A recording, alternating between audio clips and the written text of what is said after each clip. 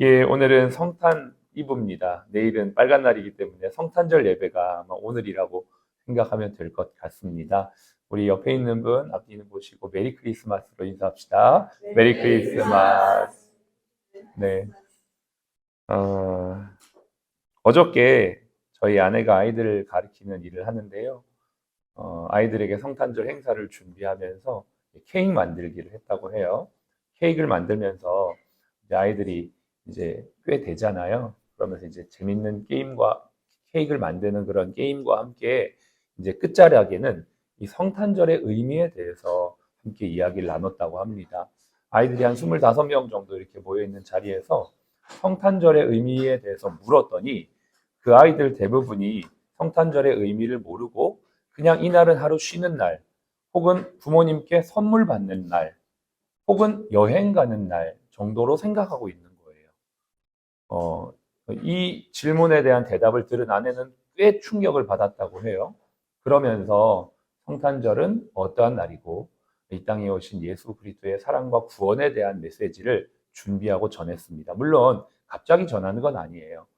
저희가 아이들을 가르치는 것도 사실은 복음을 궁극적으로 전하기 위해서 그 일을 하고 있는 건데 항상 이렇게 성탄절 때마다 복음을 전하는데 기도하며 준비를 했습니다. 그리고 예수님에 대해서 소개를 했더니 이 얘기를 들은 아이들이 와, 예수님 멋져요. 십자가 복음 이야기를 했더니 와, 예수님 멋져요. 야, 예수님 좋은 분이시네요.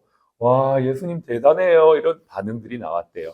그러니까 거기에 아이들은 예수님을 전혀 모르는 아이들이 대부분이었습니다. 그리고 마지막에 이 복음을 전하고 예수님을 영접하는 자는 하나님의 자녀가 된다라는 메시지와 함께 마음에 예수님 모시길 원하는 친구들은 선생님을 따라 기도하렴 이렇게 했더니 전부 다 영접을 했다는 거예요. 이제 어떻게 될지는 몰라요. 부모님들이 요즘은 하도 험난한 세상이라 아니 우리 애한테 공부를 가르치려고 보냈더니만 예수를 전해요? 이러면서 또 찾아와서 뭐 이런 어려움이 있을 수 있지만 뭐 그거는 다 각오하고 이제 하는 거죠. 너무 기뻤습니다. 그런데 한편으로는 우리 아까 사회자도 얘기 말씀하셨지만 성탄의 의미가 점점 사라지는 것 같아요. 예.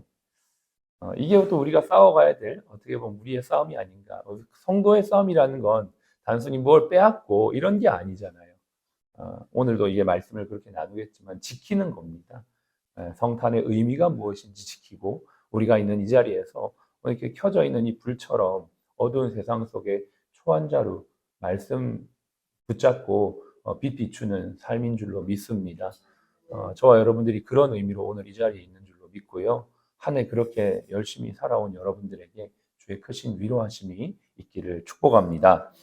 성도의 싸움이란이란 제목으로 함께 말씀 나누겠습니다. 어저께 우리가 말씀을 나눴는데 이어서 함께 나누겠습니다. 어저께 예배 때 말씀 듣지 못한 분들은 영상에 올라가 있으니까 참고하시고요.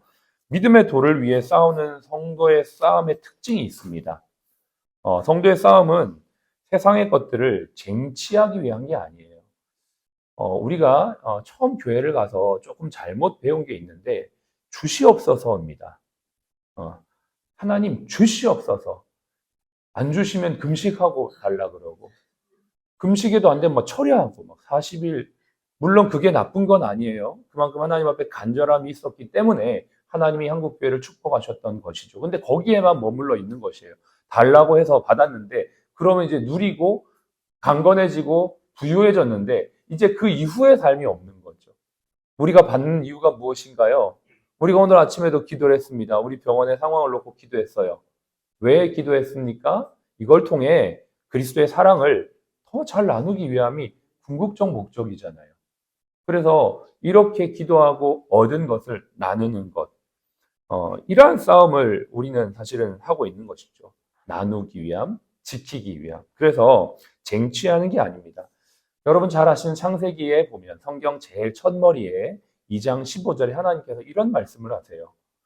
하나님이 사람을 지으시고 그 사람을 이끌어 에덴 동산에 두어 그것을 경작하며 지키게 하시고 이게 사람에게 주신 하나님이 처음 주신 사명입니다. 우리가 이 자리에 있는 것 세상 사람들은 내가 내 발로 걸어왔다고 생각하지만 성경은 말합니다. 하나님께서 사람을 이끌어 에덴 동산에 두어 보십시오. 인생의 주권자가 누구입니까? 하나님이시죠. 하나님께서 인간을 이끌어서 그 자리에 두셨다라고 말합니다. 이게 우리가 직업을 보고 만남을 이해하는 관점, 세계관입니다. 무엇을 하게 하셨습니까? 경작하며 지키겠다 했어요. 두 가지를 맡기신 거예요. 경작은 뭐냐? cultivate입니다. 영어로 말하면. 말 그대로 창조적인 어떤 것들을 해내는 것이죠. 그 다음에 지키는 것.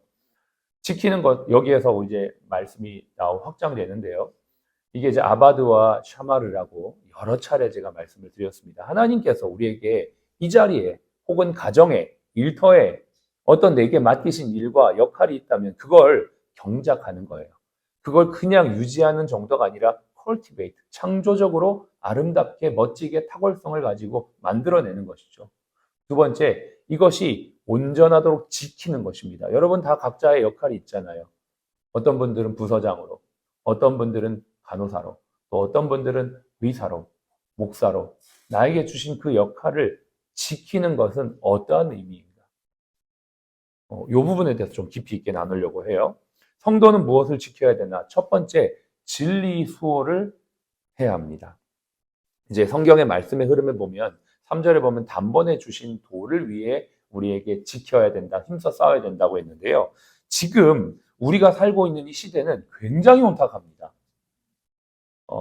성도님들은 어떻게 느끼실지 모르지만 목회자인 저는 세상은 말할 것도 없거니와 교회 안에서 강단 안에서도 하나님의 말씀이 혼잡게 되는 일들이 너무나 많은 것들을 보게 됩니다. 특별히 갈라디아서에 보면 사도 바울이 분명히 말하죠. 다른 복음은 없다. 다른 복음을 전하는 자는 저주를 받을지어다. 이렇게 말했어요. 그 당시에도 그렇게 진리를 혼탁하게 하는 일들이 있었는데 하물며 지금은 어떻겠습니까? 그러면서 그 당시에 다른 복음이란 뭐냐? 예수를 믿어도 율법도 지켜야 되고 또 또 할례도 받아야 된다. 이거를 주장했던 거예요. 오직 믿음으로 구원을 받는데 오직 믿음에 더하는 거예요. 뭐예요? 행위와 할례까지. 그래서 유대주의적 그리스도인들은 그리스도인들에게 오직 이방인 그리스도인들에게 오직 믿음으로만이 아니라 행위도 즉 율법도 할례도 해야 된다고 말한 거죠. 그거에 대해서 바울은 엄히 꾸짖으며 다른 복음이라고 말합니다. 아니다. 그 인간의 노력을 구약에서 다 실패로 보지 않았느냐. 그 모든 것을 그리스도께서 온전히 은혜로 다 완성하셨는데 다시 또 율법을 요구하느냐라고 말하면서 다른 복음이다. 이거 전하지 말라. 전하면 저주를 받을지어다 라고 강하게 말하죠. 그러면 지금 이 시대의 다른 복음들은 무엇일까요? 크게 한 4가지 정도 생각해 볼 수 있습니다. 첫 번째, 은혜방종주의입니다. 구원파적 믿음이죠. 이런 주장입니다. 나는 구원을 받았으니 죄를 지어도 상관없다라는 태도입니다. 이것은 하나님의 거룩하심과 성도의 성화, 거룩해 변화되어지는 걸 부정하는 것입니다. 우리가 은혜로 구원받은 것은 100% 맞는 말이지만 거기에서 멈추어지는 게 아니죠. 은혜로 구원받았으니까 나는 아무렇게나 살아도 내 구원은 상실되지 않는다라는 은혜방종주의는 바로 이단인 구원파가 주장하는 내용입니다. 두 번째, 행위구원론이 있습니다. 이건 은혜방종주의와는 완전히 반대입니다. 행위구원, 이것이 바로 이제 갈라디아서에 말했던 그 다른 복음, 은혜가 아니라 어떤 행위로 구원을 받아야 된다는 것이고요. 이것은 예수님의 은혜와 완전성을 격화시키는 것이죠. 내가 뭔가를 더 해야 된다라는 그러한 잘못된 것입니다. 세 번째는 종교다원주의입니다. 꽤 많죠. 모든 종교는 하나다. 포용해야 된다. 성탄절이라서 조계종에서 예수님의 탄생을 기념하면서 뭐 이렇게 전등식 같은 걸 했더라고요. 세상 사람들은 그걸 보면 뭐 어떤 생각하는 줄 아시죠? 와, 역시 불교는 포용주의적이야. 포용이 있어. 교회는 성탄절 때, 석가탄신일 때 한 번도 석가탄신일을 축하하는 축전을 보낸 적은 없어요. 사람들 이렇게 생각해요. 근데 기독교 이렇게 편협해. 근데 편협한 게 아니고 조금 더 들어가 보셔야 되죠. 표면상의 문제가 아니라는 것입니다. 예수님이 내가 유일한 길, 진리, 생명이라고 말했습니다. 종교로서는 인정하지만 구원자로서는 인정하지 않는 것입니다. 오직 구원자는 예수 그리스도 한 분밖에 없어요. 석가의 탄생을 축하하지 않는다는 게 아니죠. 이해를 잘 우리는 해야 되는데 세상이야 그렇게 보더라도 성도들마저 그러한 잘못되어진 생각을 할 수 있다는 것입니다. 종교다원주의를 우리는 조심해야 돼요. 네 번째는 심리학적 복음이 만연해 있습니다. 긍정의 힘, 자존감 회복, 번영신학, 죄에 대한 회개보다는 내 행복, 내 성공, 내 만족이 신앙의 이유가 되는 것입니다. 내가 기뻐해야지 봉사도 하는 것이고 내가 기분 나쁘면 봉사하지 않는 거예요. 요즘의 트렌드입니다. 제가 주일날도 그러한 대화를 나눴습니다. 봉사에 대한 주제를 대화를 하다가 그런 고백을 하길래 제가 더 이상 얘기를 할 수는 없었습니다. 기도해 보십시오 하고 같이 기도하겠습니다. 여러분, 우리 신앙이라는 것 자체가 점점 이렇게 흘러가고 있다는 거 여러분도 아마 느끼실 것입니다. 이러한 부분에 대해서 우리가 싸워야 된다는 것이에요. 싸운다는 건 빼앗는 게 아니고 지킨다는 것을 말했습니다. 거룩하고 순수하게 신앙을 지키는 저와 여러분들이 되시기를 바랍니다. 요것처럼요. 두 번째, 하나님의 질서와 통치를 지켜야 합니다. 이제 오늘 수요일이기 때문에 일터 예배로 좀 말씀을 나누고 있습니다. 네덜란드의 총리이자 교육자이고 목회자였던 아브라함 카이퍼가 우리 인간의 삶의 모든 영역은 만유의 주제이신 그리스도께서 내 것이라고 외치지 않은 영역이 하나도 없다. 모든 영역이 하나님의 주권 안에 있다는 거예요. 정치, 경제, 사회, 문화, 교육, 의료, 예술, 모든 영역이 하나님의 주권 안에 있다는 것입니다. 그리고 이 모든 영역은 하나의 목적으로 연합되어 있어요. 하나님의 영광이라는 것입니다. 그 영역 안에 우리도 있는 것입니다. 그래서 우리가 지켜야 될 것이 무엇이냐면 우리의 영역 속에서 그리스도의 빛과 소금의 역할, 세상적 그리스도인이 되는 게 아니라 세상 속의 그리스도인이 되는 것입니다. 우리가 이러한 부분들을 내년에도 힘써 지키는 그러한 사명이 있다는 것이죠. 특별히 의료 영역을 가지고 우리가 한 5가지 정도 지켜야 될 것들을 생각해 볼 수 있는데요. 첫 번째는 치료는 단순히 육체적인 회복이 아니라 몸은 영혼, 육의 하나이기 때문에 전인 치유로 인간을 바라봐야 된다는 것이죠. 이것이 우리가 회복해야 될 의료 영역의 가장 중요한 첫 번째 부분입니다. 그래서 우리는 사람을 육신적인 것만이 아니라 심리적인 것까지 그리고 더 나아가 영적인 것까지 돌볼 수 있는 전인 치유의 관점으로 우리가 이제 회복해야 되는 것, 이게 우리 첫 번째 의료 선교 영역에서의 하나님의 주권을 지켜야 되는 것이고요. 두 번째는 생명윤리 가치를 수호해야 합니다. 지금 여러 가지 법들이 낙태나 안락사, 유전자 조작들을 가지고 이제 생명윤리가 충돌하는 지점들이 생겨나게 되는데요. 성경적 가치관과는 충돌되는 부분이죠. 이러한 부분에 대해서 우리 크리스천들은 지켜가야 된다라는 것이고요. 세 번째는 의료 자원의 공정한 분배가 필요합니다. 하나님의 통치는 가난하고 소외된 자들에게 더욱더 많은 관심을 가지고 있습니다. 부유하고 또 넉넉한 의료 자원을 가진 사람들보단 가난하고 낙후된 지역을 향한 돌봄들이 우리 병원에 있어야 되는데요. 그 일들을 계속하고 있고 내년에도 계속해야 되는 것이죠.